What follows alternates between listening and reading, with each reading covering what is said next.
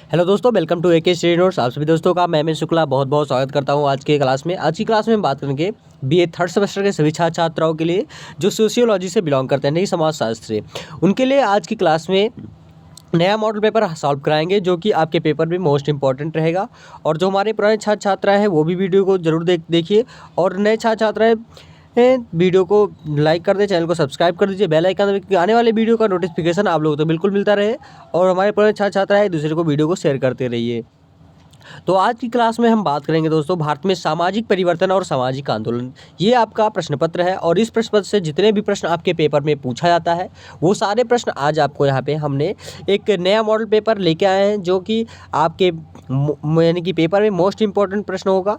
तो चलिए चलते हैं आज की क्लास की तरफ कि आज की क्लास में कैसा मॉडल पेपर है दोस्तों। और बिल्कुल ध्यान से देखिए प्रश्न को और लास्ट तक प्रश्न देखते जाइए, क्योंकि ये जो सारे प्रश्न हैं आपके पेपर में सबसे ज़्यादा प्रश्न पूछे गए हैं। तो चलिए चलते हैं आज के क्लास की तरफ दोस्तों।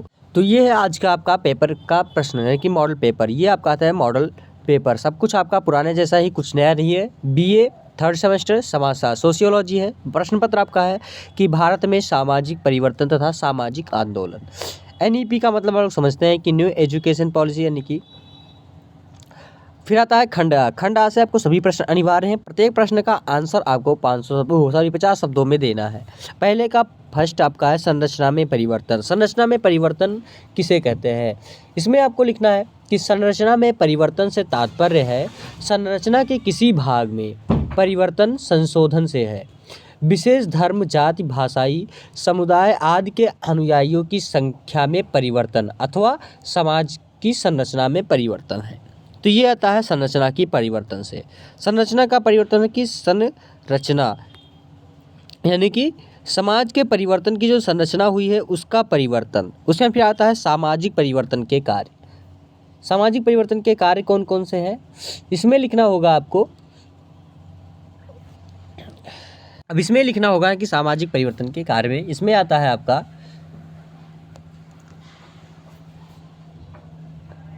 इसमें है आपका कि परिवर्तन प्रकृति यानी शाश्वत या सर्वव्यापी नियम है।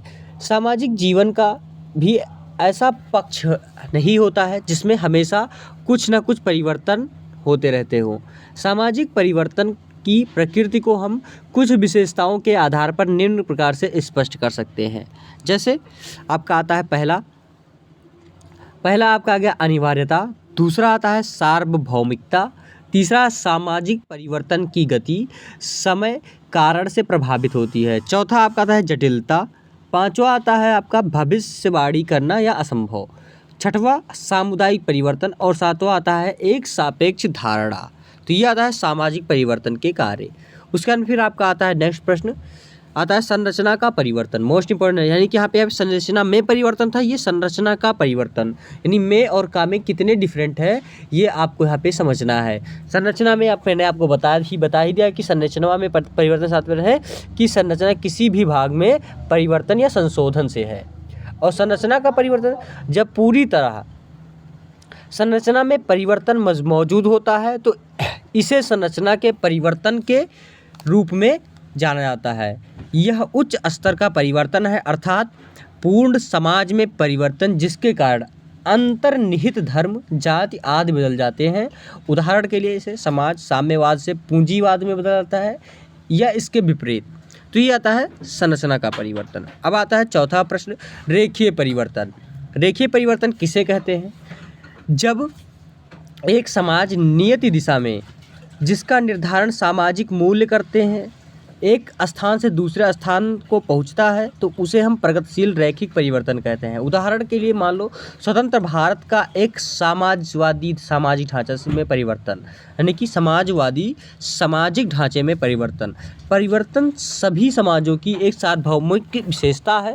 परिवर्तन एक ही दिशा में होता है जिसे एक रेखा में व्यक्त किया जा सकता है। यह रेखा क्षैतिज हो सकती है तथा कभी कभी उद्विक्षीय भी हो सकती है। जैसे इस तरीके से आ रहा है, फिर ऐसे हो गया, फिर ऐसे, मतलब एक ऊर्ध्वाधर में होना चाहिए। यह रेखा क्षैतिज तो हो सकती है, इसके कहने का मतलब यह है। रेखीय परिवर्तन के 3 भागों में रखा गया है। कौन कौन से, पहला तो आपका आता है समरैखिक। समरैखिक का मतलब होता है अनलाइनर, क्या कहते हैं अनलिनियर। दूसरा आपका आता है उद्विक्सीय, जिसे कहते हैं एवोल्यूंटरी। तीसरा आता है आपका प्रगतिशील, जिसे कहते हैं प्रोग्रेसिव। तो ये आता है संरेखीय में परिवर्तन। उसका फिर आता है पांचवा प्रश्न आपका, चौथा आपको मैंने रेखीय परिवर्तन बता दिया। पांचवा आता है माल्थस की जनसंख्या सिद्धांत क्या है। मोस्ट इंपॉर्टेंट प्रश्न है ये भी आपका, यानी कि माल्थस का जनसंख्या सिद्धांत कौन सा है। इसमें लिखना होगा कि माल्थस द्वारा प्रस्तुत जनसंख्या का सिद्धांत यद्यपि जनसंख्या की तीव्र वृद्धि तथा इसके परिणामस्वरूप प्रकृति द्वारा लाए जाने वाले नैसर्गिक प्रतिबंधों की व्याख्या से संबंधित है, लेकिन माल्थस ने अपने सिद्धांत को जिस रूप से प्रस्तुत किया है उससे सामाजिक परिवर्तन पर जैविक कारकों का प्रभाव पड़ता है।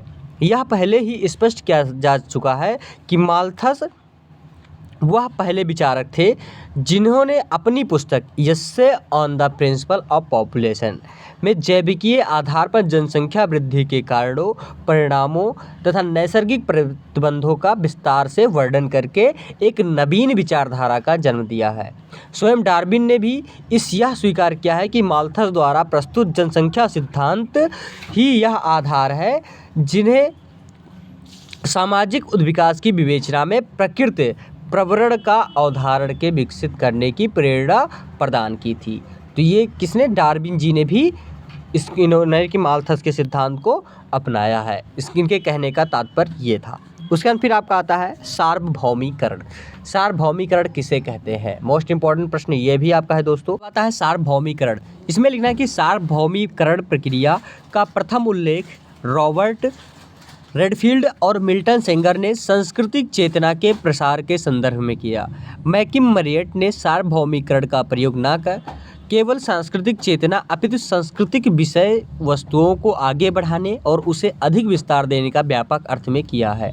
मैकिम मरियट ने सार्वभौमिकीकरण का परिभाषित करते हुए लिखा है कि जब लघु परंपरा के तत्व जैसे देवी देवता, प्रथाएं, संस्कार आदि ऊपर की ओर बढ़ते हैं और उनका क्षेत्र विस्तृत हो जाता है, उनका मूल स्वरूप परिवर्तित होता है और वे बृहद परंपरा के रूप में पूरे समाज में प्रतिष्ठित हो जाते हैं, तो इस प्रक्रिया को हम सार्वभौमिकरण कहते हैं या यूनिवर्सल ट्रुथ कहते हैं। तो ये आपका हो गया छठा प्रश्न, सार्वभौमिकरण। उसके बाद फिर आपका आता है सातवां प्रश्न, सामाजिक सुधार आंदोलन किसे कहते हैं। अब इसमें आपका आता है सामाजिक सुधार आंदोलन में कि सामाजिक सुधार आंदोलन सामाजिक आंदोलन का वह प्रकार है जो सामाजिक व्यवस्था को स्वीकार करते हुए उसके दोषों के निराकरण का प्रयास करता है। सामाजिक सुधार आंदोलन वह सामाजिक प्रक्रिया है जिसके कारण एक नए सामाजिक संगठन का निर्माण, नए मूल्यों के प्रति झुकाव आदि उचित व्यक्तित्व का विकास संभव हो पाता है।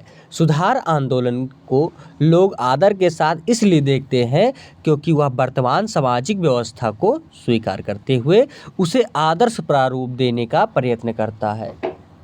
वर्तमान सामाजिक संस्थाएं भी इस कार्य का सहायक सिद्ध होती है, जैसे महाविद्यालय, मंदिर, प्रेस क्लब तथा सरकार आदि के माध्यम से सुधार आंदोलन को बल मिलता है। सुधार आंदोलन की यह विशेषताएं हैं कि वह जनमत की अपनी ओर आकर्षित कर लेता है, यानी कि जन की जो मत है, यानी कि जन की बुद्धि है, वो क्या करता है, अपनी ओर अग्रसित करता है या अपनी ओर खींचती है। तो इसे क्या कहते हैं, सामाजिक सुधार आंदोलन।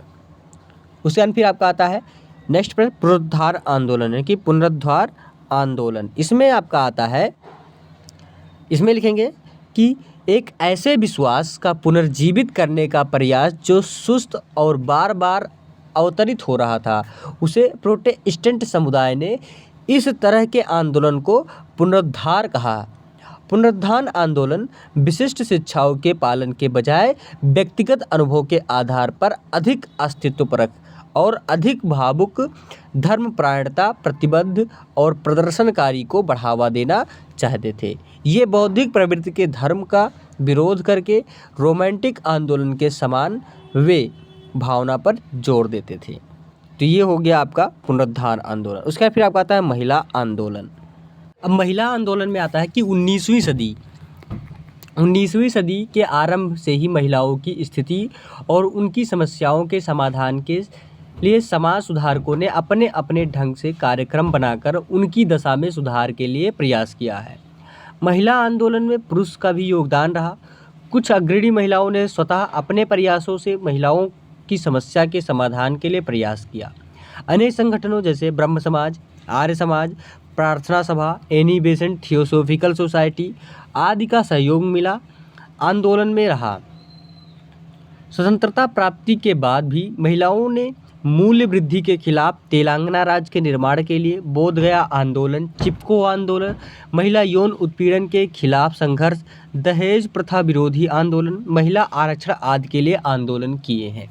तो ये आता है महिला आंदोलन के खिलाफ। उसके बाद फिर आपका आता है नेक्स्ट प्रश्न, 10वां प्रश्न है कि तलाक यानी विवाह विच्छेद क्या है। मोस्ट इंपॉर्टेंट प्रश्न है और सबसे लास्ट प्रश्न है, सबसे बढ़िया प्रश्न है आपके इस पेपर का। अब इसमें लिखना होगा आपको कि विवाह विच्छेद से अभिप्राय पति पत्नी के वैवाहिक संबंधों का सामाजिक और कानूनी रूप से समापन हो जाना है। हिंदू समाज में पति पत्नी के वैवाहिक संबंधों का विच्छेद अधार्मिक माना जाता है।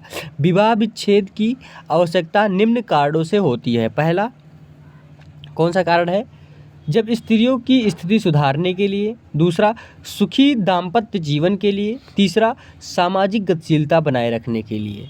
तो ये आता है आपका विवाह विच्छेद की आवश्यकता के निम्न कारण। तो ये तलाक विवाह विच्छेद इसे कहते हैं। तो ये रहा आज का सेक्शन बी ए का आपका प्रश्न। सेक्शन बी में आपका आता है कि केवल 5 प्रश्न अनिवार्य हैं और प्रत्येक प्रश्न का आंसर 2 शब्दों में देना है। दूसरा प्रश्न आता है कि पैरेटो का सामाजिक परिवर्तन चक्रीय सिद्धांत क्या है। मोस्ट इंपॉर्टेंट प्रश्न है। अब इसमें लिखना होगा आपको पैरेटो का सामाजिक सिद्धांत परिवर्तन में। इसमें आता है कि सामाजिक परिवर्तन के चक्रीय सिद्धांतों में पैरेटो के विचार भी महत्वपूर्ण है। इसमें है कि पैरेटो का सिद्धांत विभिन्न वर्गों की सामाजिक, आर्थिक व राजनीतिक स्थिति में होने वाले चक्रीय परिवर्तनों पर आधारित है। आपका विचार है कि प्रत्येक समाज की संरचना के ऊपरी भाग में अभिजात वर्ग स्थित होता है, जबकि सबसे निचले स्तर में रहने वाले वर्ग को निम्न वर्ग कहा जाता है। आरंभ में व्यक्ति अपने गुणों और कुशलता के आधार पर अभिजात वर्ग यानी उच्च वर्ग की सदस्यता प्राप्त करते हैं, लेकिन अभिजात वर्ग का सदस्य बन जाने के बाद वे धीरे धीरे भ्रष्ट तरीके अपनाने लगते हैं। इसके फलस्वरूप उनकी कुशलता और योग्यता में ह्रास होता है और इस प्रकार वे धीरे धीरे निम्न वर्ग की ओर आने लगते हैं और इन खाली स्थानों को भरने के लिए निम्न वर्ग के वे सदस्य ऊपर की ओर आने लगते हैं जो अधिक बुद्धिमान, कुशल और साहसी होते हैं। इस प्रकार विभिन्न वर्गों की सामाजिक स्थिति में परिवर्तन होने से सामाजिक संरचना में परिवर्तन उत्पन्न होते हैं और इस प्रकार सामाजिक परिवर्तन की प्रक्रिया निरंतर क्रियाशील रहती है और परिवर्तन की इस स्थिति को पैरेटो ने अभिजात वर्ग का परिभ्रमण कहा है। पैरेटो जी के अनुसार यह चक्रीय परिवर्तन राजनीतिक, आर्थिक तथा आदर्शात्मक आदि सभी क्षेत्रों में देखने को मिलते हैं। इसका कारण यह है कि समाज में कुछ चालक वे होते हैं जो अपने तत्कालीन स्वार्थों को अधिक महत्व देते हैं, जबकि कुछ दूसरे चालक समूह के स्थायित्व को महत्व देते हैं तथा आदर्शवादी लक्ष्यों में बाहर जाना नहीं चाहते और इन द्वारा दोनों चालकों से संबंधित वर्ग समाज में अपनी प्रभुता स्थापित करने का कोई विशेष कारण स्पष्ट नहीं करते हैं, बल्कि इनके अनुसार समाज में अधिकांश परिवर्तन इसलिए उत्पन्न होते हैं कि परिवर्तन एक स्वाभाविक नियम है। उसका फिर आता है कि चक्रीय सिद्धांत के अनुसार एक विशेष प्रकृति के परिवर्तन का रूप सर्वव्यापी नहीं होता है, अर्थात विभिन्न समाजों और विभिन्न अवधियों में परिवर्तन की प्रक्रिया भिन्न भिन्न प्रकार से मानव समूहों को प्रभावित करती है, लेकिन रेखीय सिद्धांत इस तथ्य पर बल देते हैं कि परिवर्तन का क्रम सभी समाजों के समान से रूप में लागू होता है। इसका कारण यह है कि एक स्थान के भौतिक अथवा प्रौद्योगिक पर्यावरण में उत्पन्न होने वाले परिवर्तन को शीघ्र ही दूसरे समाज में ग्रहण कर लिया जाता है। तो ये आता है दूसरा प्रश्न है कि पैरेटो की सामाजिक परिवर्तन का चक्रीय सिद्धांत। अब तीसरा प्रश्न आता है आपका कि वैश्वीकरण के सामाजिक आर्थिक प्रभावों का विवेचना कीजिए। मोस्ट इंपॉर्टेंट प्रश्न है। अब नेक्स्ट प्रश्न आता है तीसरा कि वैश्वीकरण के सामाजिक आर्थिक प्रभाव। 20वीं शताब्दी के अंत में जब वैश्वीकरण पर जोर दिया जाने लगा तब आर्थिक और राजनीतिक आधार पर इसकी काफ़ी आलोचना हुई। इसके बाद भी अधिकांश देश यह महसूस करने लगे कि आर्थिक विकास में सामाजिक परिवर्तन के लिए वैश्वीकरण जरूरी है। इसके फलस्वरूप 21वीं सदी के आरंभ से ही इस प्रक्रिया में तेजी से वृद्धि होने लगी। आज विकसित और विकासशील देशों में वैश्वीकरण के जो अच्छे परिणाम सामने आए हैं, उनमें से कुछ परिणाम निम्न हैं। अब पहला आता है इसमें आपका कि आर्थिक विकास। इसमें वैश्वीकरण खुली बाजार व्यवस्था के सिद्धांत आधारित है। खुले बाजार में जब प्रतियोगिता बढ़ती है तो उत्पादकों में कम से कम कीमत पर वस्तुओं का उत्पादन करना पड़ता है। इसके एक और उद्योग धंधों का विकास होता है, तो दूसरी ओर यह जरूरी हो जाता है कि उत्पादन की नई तकनीकें काम में लाया जाए। देश के प्राकृतिक साधनों का सही उपयोग करने के उपभोक्ता में कम कीमत पर अच्छी वस्तुओं का उपलब्ध कराने में यह प्रक्रिया सहायक सिद्ध होती है। दूसरा, विदेशी निवेश में वृद्धि। आज विश्व के अधिकांश देश ऐसे हैं जिनके पास पूंजी की कमी है। इस कारण उनके पास खनिज भंडार और कच्चा माल होने के बाद भी ऐसे देश काफ़ी निर्धन हैं जिनमें वैश्वीकरण से विकासशील और बिछड़े हुए देशों में दूसरे देशों के लोग पूंजी का निवेश करने लगते हैं। इससे ऐसे देशों में भी अंतर्राष्ट्रीय स्तर पर प्रतिस्पर्धा करने की क्षमता बढ़ने लगती है। तीसरा था रोजगार के अवसरों में वृद्धि। वैश्वीकरण के फलस्वरूप लोगों के उद्योग प्रौद्योगिकी प्रबंध संचार निर्माण कार्यों और दूसरे क्षेत्रों में अपनी योग्यता और कुशलता को बढ़ाने की प्रेरणा मिली। आज एक बड़ी संख्या में योग्य और कुशल लोग दूसरे देशों में जाकर रोजगार के कहीं अच्छे अवसर प्राप्त कर लेते हैं। कुछ लोग ऐसा समझते हैं कि यह प्रतिभा का पलायन है जिससे कमज़ोर देशों का नुकसान होता है, लेकिन यह धारणा गलत है। बहुत से वैज्ञानिक, डॉक्टर, प्रबंध वित्तीय विशेषज्ञ, इंजीनियर, शिक्षाविद आदि विदेशों से नई जानकारी लेकर जब अपने देश लौटते हैं तो देश के लिए उनका योगदान बढ़ जाता है। बहुराष्ट्रीय कंपनियों के द्वारा रोजगार के नए अवसर पैदा होने लगे। चौथा, कृषि उत्पादन के लिए विश्व के विकसित देशों में खेती के तरीके और उपकरण विकसित किए गए जिनके द्वारा कम भूमि पर अधिक उत्पादन किया जा सकता है। पाँचवा, जीवन की गुणवत्ता में सुधार। वैश्वीकरण के फलस्वरूप जब वस्तुओं की गुणवत्ता बढ़ती जाती है तो जीवन स्तर में सुधार होने के साथ स्वास्थ्य के स्तर में सुधार होने लगता है। छठा नंबर, महिलाओं में जागरूकता। छठा नंबर क्या आता है? महिलाओं में जागरूकता। वैश्वीकरण की प्रक्रिया ने महिलाओं को अपने अधिकारों के प्रति जागरूक बनाने में विशेष योगदान किया है। पश्चिमी देशों की तरह अब भारतीय समाज में भी महिलाओं द्वारा ऐसे प्रभावशाली संगठन बनने लगे हैं जिनकी सहायता से महिलाएं अपने अधिकारों की रक्षा कर सके, जैसे प्रशासन, पुलिस, सेना, वित्तीय प्रबंधन, शिक्षा, उद्योग और सभी क्षेत्रों में महिलाओं की भागीदारी अब तेजी से वृद्धि हो रही है। उसके बाद फिर आपका आता है 8वां में सांस्कृतिक यानी कि वैश्वीकरण। भारत में वैश्वीकरण का एक मुख्य प्रभाव एक राष्ट्र की सीमाओं के बाहर संस्कृति का विस्तार तथा सांस्कृतिक संस्थाओं में होने वाले परिवर्तन के रूप में देखने को मिलता है। सांस्कृतिक वैश्वीकरण के 2 रूपों में घटित है। इसका पहला रूप वह है जिनमें दुनिया का सभी संस्कृतियों के बीच अंतर क्रिया बढ़ने लगी। यद्यपि विभिन्न देशों में इसका प्रभाव की मात्रा एक दूसरे से भिन्न है। इसका कारण यह है कि कुछ संस्कृतियां दूसरों की तुलना में लोगों को अधिक आकर्षित करता है। इस तरह के प्रभाव को वेशभूषा, उपयोग के तरीकों, खान पान की आदतों और जीवन शैलियों में स्पष्ट रूप से देखा जा सकता है। तो इस तरीके से आपका वैश्वीकरण हो गया। फिर आपका चौथा प्रश्न आता है सामाजिक आंदोलन का महत्व स्पष्ट कीजिए। मोस्ट इम्पॉर्टेंट प्रश्न ये भी है आपका। अब इसमें आता है किसी भी सामाजिक आंदोलन की महत्ता को पता उसके परिवर्तनकारी प्रभाव से लगाया जाता है। अन्य शब्दों में कहा जाता है कि सामाजिक आंदोलन का महत्व सामाजिक परिवर्तन की दर तथा गति से जुड़ा हुआ है। यदि किसी समाज में परिवर्तन सामाजिक आंदोलन के कारण हुआ हो तभी सामाजिक आंदोलन का सार्थक कहा जाएगा, अन्यथा इसकी महत्ता के बारे में कुछ भी नहीं कहा जा सकता। कुछ सामाजिक आंदोलन चरम सफलता को प्राप्त करते हैं, जब कुछ थोड़े समय बाद बिना उद्देश्य को प्राप्त किए समाप्त होता है। इसका कारण आंदोलन की विचारधारा, जिसे हम कहते हैं आइडियोलॉजी, की अच्छाई और कमी कहा जा सकता है। यदि विचारधारा युग की आवश्यकता के अनुरूप वह निसंदेह उसमें वांछित सामाजिक परिवर्तन की आशा बढ़ जाती है तो नई पीढ़ी के सदस्य सामाजिक विरासत के तत्वों को पुनर्मूल्यांकन पर उसके अनुरूप व्यवहार करने को तैयार होते हैं। वास्तव में कोई भी समाज जब तक अपनी सभ्यता का विकास नहीं कर सकता तब तक वह अपने सदस्यों के व्यवहारों को निर्देशित करने के लिए उच्च कोटि का आदर्श नहीं रख लेता है। इसका निर्धारण इस बात से लगाया जाता है कि सामाजिक संस्थाएं किन अंशों में इस आंदोलन से प्रभावित हुई हैं। किसी भी सामाजिक आंदोलन की महत्ता का पता इसके परिवर्तनकारी प्रभाव से लगाया जाता है। इन अन्य शब्दों में कहा जा सकता है कि सामाजिक आंदोलन का महत्व सामाजिक परिवर्तन की दर तथा गति से जुड़ा हुआ है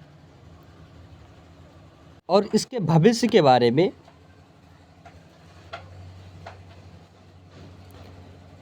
उनका व्यवहार आदर्शात्मक होगा और इस प्रकार आशावादी विचार लेकर भविष्य के बारे में उसका व्यवहार आदर्शात्मक हो जाएगा और इस प्रकार आशावादी विचार लेकर वे आगे बढ़ते हैं। वास्तव में कोई भी समाज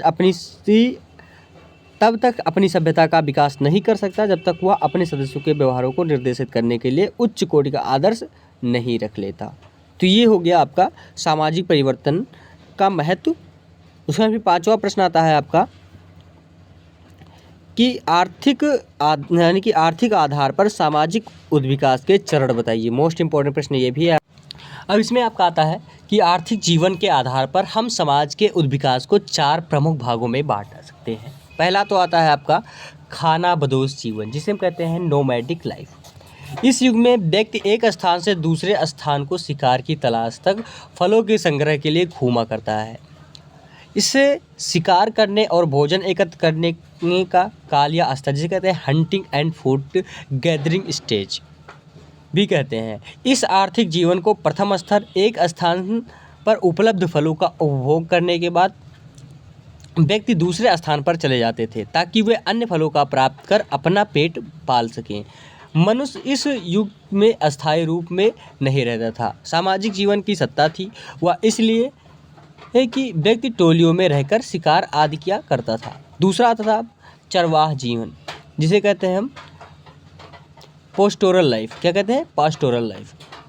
इसमें आता है कि इस स्तर में पहुंचकर व्यक्ति जब जानवरों को पालने लगा उसमें यह आभास होने लगा कि यदि इन जानवरों को ठीक प्रकार से रखा गया तो वे अधिक लाभदायक होंगे। जैसे भेड़ों, बकरियां, गायों तथा घोड़ों को लोग अधिक मात्रा में पालने लगे और उनके दूध मांस का प्रयोग भोजन के लिए करते थे तथा खालों को पहनने के लिए काम में लाते थे। इस काल में भी लोग अपने पशुओं के लिए एक स्थान से दूसरे स्थान को आया जाया करते थे। अस्थायी रूप से एक स्थान पर लोग नहीं रहते थे। अस्थायी प्रकार से वे कभी कभी खेती भी कर लिया करते थे। जंगली जानवरों तथा अन्य समूहों की रक्षा करने के लिए अब वह आवश्यक हो गया कि वे एक अधिक संगठित ढंग से रहें। तीसरा आ गया कृषक जीवन, जिसे एग्रीकल्चर लाइफ कहते हैं। इस स्तर पर पहुंचकर लोग अस्थायी रूप से खेती करने लगे। विभिन्न प्रकार के अनाजों के बारे में लोगों को ज्ञान बढ़ गया था। कौन सी फसल कब बोई जाती है इसके बारे में लोग जानकार हो गए थे। खेतीहर लोग की अस्थायी बस्तियां बस गई थी। लोग अदल बदल कर वस्तुओं का आदान प्रदान करते थे और सामाजिक संपत्ति की वृद्धि भी हुई। संपत्ति पर पूरे समूह का अधिकार होता था। किन्हीं कुटीर उद्योग धंधों का भी विकास इस कृषक स्तर पर हुआ। बढ़ई, लोहार, कुम्हार आदि छोटी मोटी वस्तुओं का निर्माण कर अपना जीविकोपार्जन करते थे। श्रम विभाजन की व्यवस्था भी इसी स्तर से आरंभ हुई। चौथा आता है औद्योगिक जीवन, जिसे कहते हैं इंडस्ट्रियल लाइफ। अब इसमें आता है कि प्रौद्योगिकी में विकास तथा मशीनों की वृद्धि के कारण उत्पादन में क्रांतिकारी परिवर्तन हुआ और यह स्तर आर्थिक उद्विकास का अंतिम चरण है। उत्पादन की मात्रा में वृद्धि के कारण राष्ट्रीय आय तथा प्रति व्यक्ति आय में वृद्धि हुई। निजी संपत्ति का महत्व भी बढ़ गया। यांत्रिक शक्ति का विकास के कारण अंतर्राष्ट्रीय स्तर पर व्यापार होने लगा। बड़े बड़े नगरों के स्थान पर औद्योगिक नगरों की बात होने लगी। कल कारखानों के द्वारा बड़े स्तर पर माल तैयार किया जा रहा है और व्यक्ति अधिक सुखी होता जा रहा है। इस प्रकार आर्थिक जीवन के आधार पर समाज के उद्विकास के उपयुक्त चरण थे। उसके बाद फिर आपका आता है छठा प्रश्न। अब इसमें आपका आता है कि सामाजिक उद्विकास के विभिन्न स्तरों की विवेचना कीजिए। छठा प्रश्न आपका है। इसमें लिखेंगे आप लोग हट्टन तथा मार्गन आदि सामाजिक विचार को के समाज के उद्विकास के निम्नलिखित 3 स्तरों का उल्लेख हुआ है। पहला तो आपका आता है जंगली अवस्था, जिसे कहते हैं सेवेजेज। इसमें आता है आपका जंगली अवस्था को स्तर निम्न स्तर, 12 नंबर जंगली अवस्था का मध्य स्तर और 7 नंबर जंगली अवस्था का उच्च स्तर। फिर आता है दूसरा नंबर बर्बरता की अवस्था, जिसे कहते हैं बारबेरियन एज। इसमें आता है आ नंबर की बर्बरता की निम्न अवस्था, फिर बा नंबर आता है कि बर्बरता की मध्य अवस्था और तीसरा आता है सा नंबर बर्बरता की उच्च अवस्था। फिर तीसरा नंबर आता है सभ्यता की अवस्था, जैसे सिविलाइजेशन अवस्था। इसमें आता है कि सभ्यता की निम्न अवस्था, सभ्यता की मध्य अवस्था और सभ्यता की उच्च अवस्था। तो ये 3 आपको 3 स्तर उल्लेख किए गए और तीनों के 3-3 स्तर उल्लेख हुए हैं। अब इसमें आपका आता है कि सामाजिक जीवन के उद्विकास का प्रथम स्तर जंगली जीवन था। इसे 3 भागों में बांटा जा सकता है। जंगली जीवन का निम्न स्तर, मध्य स्तर और उच्च स्तर। इस अवस्था में लोग कच्चा मांस तथा कंदमूल खाते थे, गुफाओं तथा वृक्षों के नीचे निवास करते थे। फिर बाद में जब उन्हें पत्थरों की रगड़ से आग का आविष्कार किया तो मांस को भूनकर खाने लगे। जानवरों की खालों से तंबुओं का निर्माण भी अब क्या आने लगा और लोग झुंडों में रहने लगे और इस संपत्ति पर सामूहिक अधिकार होता था। सामाजिक जीवन के उद्विकास की दूसरी अवस्था बर्बरता की अवस्था थी, जिसे हम निम्न, मध्य और उच्च निम्न 3 भागों में बांटा गया है। पत्थरों के तीखे हथियारों का प्रयोग खूब होने लगा था। जब लोग थोड़ी बहुत खेती करने लगे थे, संपत्ति की भावना का विकास हुआ, पशुपालन तथा खेती की कला विकास हुआ, लोग व्यापार भी करने लगे थे और स्त्रियां और पुरुष संयुक्त रूप से उत्पादन कार्य में भाग लेते थे। श्रम विभाजन में भी शुरू हो गया था, धातुओं का भी प्रयोग भी शुरू हो गया था। तो ये आता है बर्बरता की अवस्था में। उसके बाद सामाजिक जीवन का विकास की तीसरी अवस्था, जो अंतिम अवस्था है, वो सभ्यता की अवस्था थी। इनमें भी 3 भागों में बांटा गया है, जिसमें निम्न, मध्य और उच्च अवस्था। इस युग की विशेष धातुयुगीन उपकरणों का परिष्कृत रूप है। अब बड़ी बड़ी मशीनों के द्वारा उत्पादन का कार्य शुरू हुआ। समाज में श्रम विभाजन की विशेषीकरण की महत्ता बढ़ी। समाज का व्यवस्थित रूप सामने आया। समाज की सामाजिक स्थायित्व के लिए औपचारिक तथा अनौपचारिक सामाजिक नियंत्रण के साधनों का प्रादुर्भाव हुआ और इस प्रकार आज के समाज का उद्विकास हुआ। इसका फिर आपका आता है कि उद्विकास के परिणाम स्वरूप समाज आगे बढ़ेगा और इसके निश्चितता के बारे में एक मत नहीं है। कभी कभी इस उद्विकास के परिणाम समाज उच्च अवस्था को प्राप्त करता है।